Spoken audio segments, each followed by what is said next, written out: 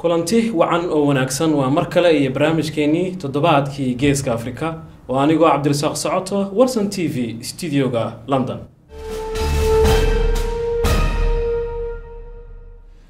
barnaamijka toddobaadkii geeska Afrika ayaynu inta badan ku soo qaadanaa dhacdooyinkii ugu dambeeyay ee ka dhaca gobolada ku yaala bariga Afrika iyo waxyaabaha ka soo cusboonaada. waxyaabahan toddobaadkan idinkugu haynana waxaa ka mid ah eedeymo tiro badan oo isdaba joog ah oo horey loogu haystay maamul goboleedka Puntland ayaa waxaa ka dhiidhiyay dad badan oo Soomaaliya oo ka soo jeeda gobolka Puntland oo degan dalka Kenya gaar ahaan magaalada Nairobi kuwaas oo qabtay shir ay kaga soo horjeedaan ay ku soo saareen bayaan cad. ciidamo hor leh oo dheeraad ah oo ka socda ciidamada nabad ilaalinta midowga Afrika ayaa soo gaaray mar kale magaalada Muqdisho. bambaanooyin lala beegsaday ciidamada Ugandaiska ee horey ugu sugnaa magaalada Muqdisho. 8 qof oo Soomaaliya oo ka soo jeeda gobolka Soomaali Galbeed ayaa ay dawladda Itoobiya ku xukuntay dil toogasho ah. si kastaba haatee waxaa jira eedeymo isdaba taagan oo loo haystay maamul goboleedka Puntland kuwaas oo ah eedeymo ah in ay maamulka Puntland ay gudbiyeen dad Soomaali ah oo ka soo jeeda gobolka Soomaali Galbeed kuwaas oo ay gacanta u geliyeen Milah Sanawi dawladda uu madaxda ka yahay.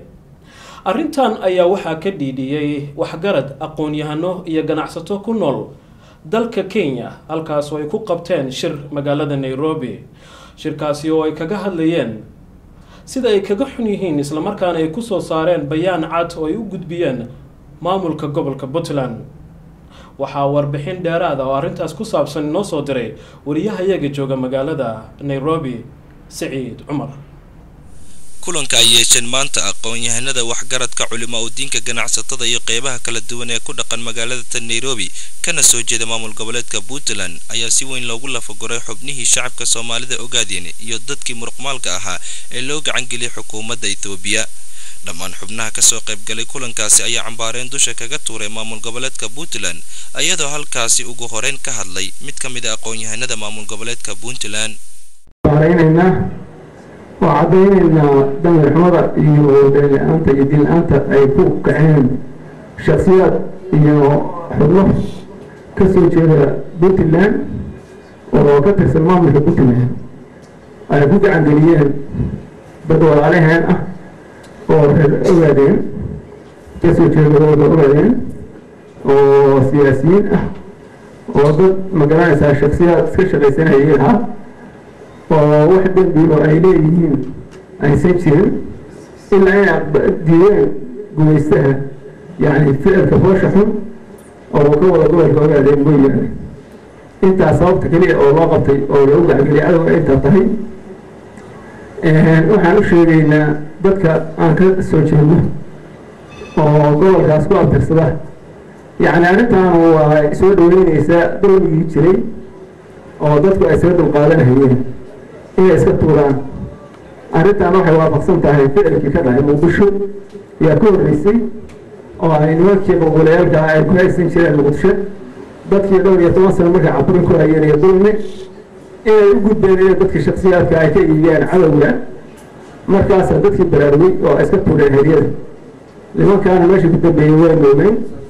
يعني تيجي واحد مريض وحواجه بقى بدك مكسر شهرنا inay hadda ay dhaaftay waqtigii la soo qaaday jiray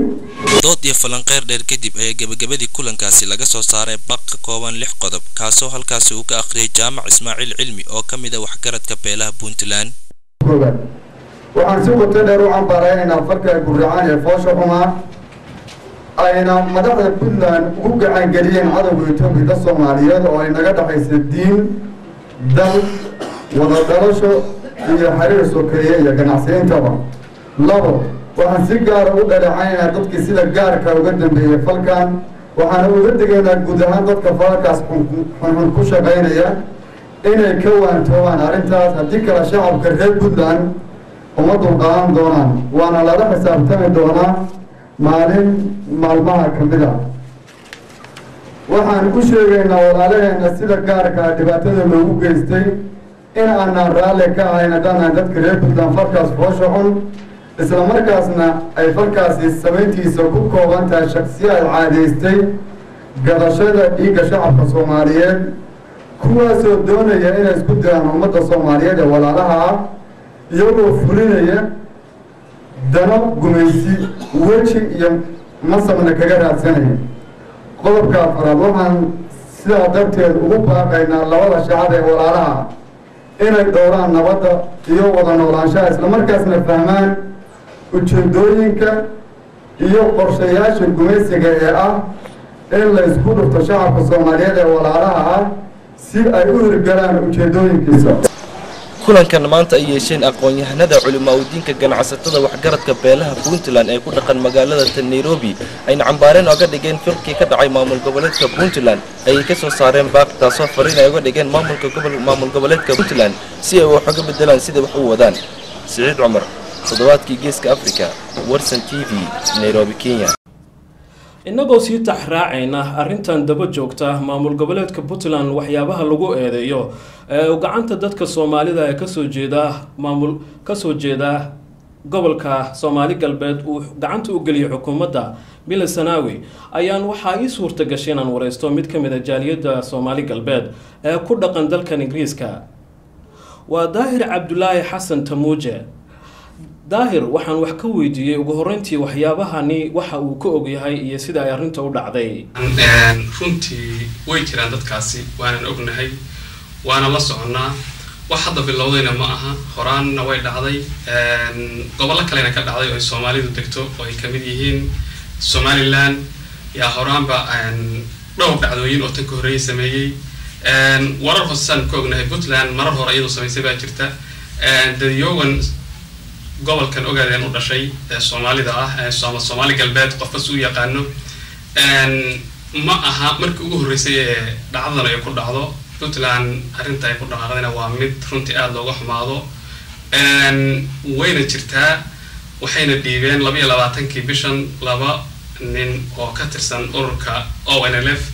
oo mas'uuliyiin sarsare ahaa magacadoodana la kala yiraahdo Cabdinuur Sooyaan iyo Dhiraafi kadib maalmo kadib muddo usbuuca kadib gaalkacyo ayaa waxa laga dhiibay lagu qabtay dhalinyaro fara badan oo xamaalato iska shaqaysan hayay qaar qaraabadooda la joogay iyo qaar caafimaad u yimaadeen dhalinyaradaas qaar baa lagu guuleystay in laga sii daayo iyagoo runtii dadka ku dhaqan meesha magaalada gaalkacyo ee maamulka Puntland shacab ahaan ay ka dhidhiyeen kana istaageen waxay ku guuleysteen in dadkii qayb kamid ay ka sii daayaan laakiin nasiib daro 5 kamid ah dadkii loo qabtay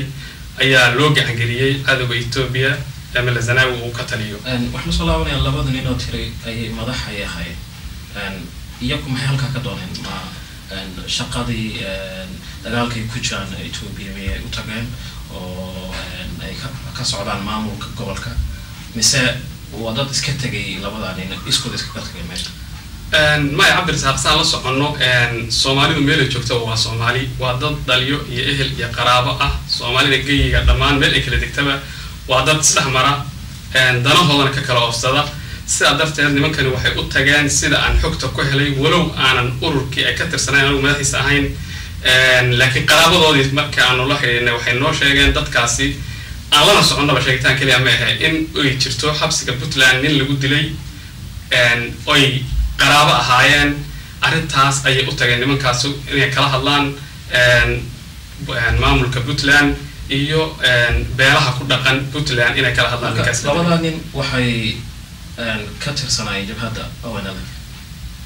labada nin wax ka tirsanayeen jabhadda ONLF laakiin xaaladda ay u socdeen marka waxay ahayd arrin family oo ah in nin ku dhintay lagu dilay boosaas